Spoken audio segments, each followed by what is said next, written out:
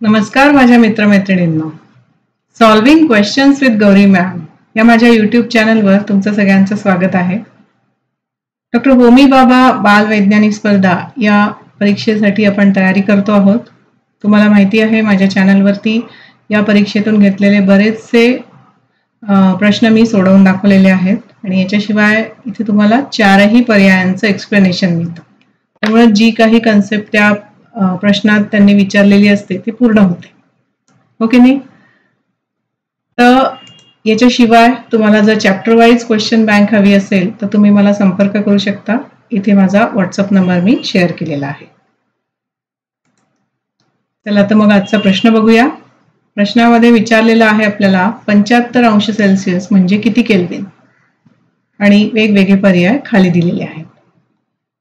म्हणजे इथे सेल्सिअस मधून केल्विन मध्ये आपल्याला व्हॅल्यू काढायची आहे. तर एक लक्षात घ्या, तापमान मोजण्यासाठी आपण कुठली एककं वापरतो? सेल्सिअस, फॅरनहाइट आणि केल्विन 3 एककं वापरतो. त्याच्यामध्ये केल्विन हे शास्त्रीय प्रयोगांमध्ये वापरलं जातं आणि फॅरनहाइट आणि सेल्सिअस ही जी एककं आहेत ती आपली रोजच्या व्यवहारात आपण वापरतो. ओके नाही? मग आता एका एककातनं दुसऱ्या एककात कन्व्हर्ट कसं करायचं आहे कन्व्हर्जन, तर त्याचं सूत्र आहे केल्विन बरोबर सेल्सिअस अधिक 273.15. म्हणजे इथे 75 आपल्याला दिलेलं आहे सेल्सिअसमध्ये, त्याच्यात 273.15 असं मिळवायचं, त्याच्यामध्ये ऍड करायचं. तर उत्तर काय येईल आपलं? 348.15 असं उत्तर येईल. पर्यायामध्ये आपल्याला अपूर्णांकात उत्तर दिलेलं नाहीये त्यामुळे मी इथे 348च लिहिलं. त्याच्याशिवाय अजून एक फॉर्म्युला लक्षात घ्या.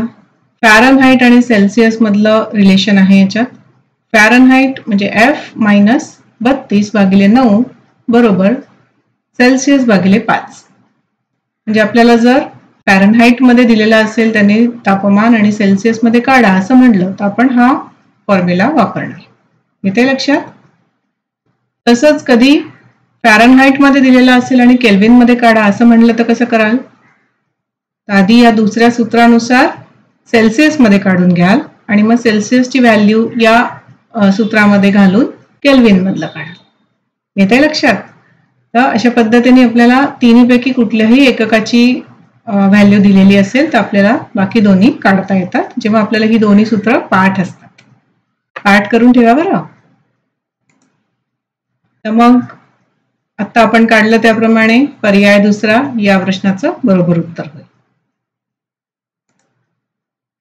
आजचा व्हिडिओ इथे संपवते आहे. असेच अजूनही व्हिडिओ घेऊन येते आहे. माझं चॅनल नक्की बघा, तुमच्या मित्रमैत्रिणींनाही सांगा आणि लाईक, शेअर, सबस्क्राईब करायला बिलकुल विसरू नका. All the best. Thanks for watching.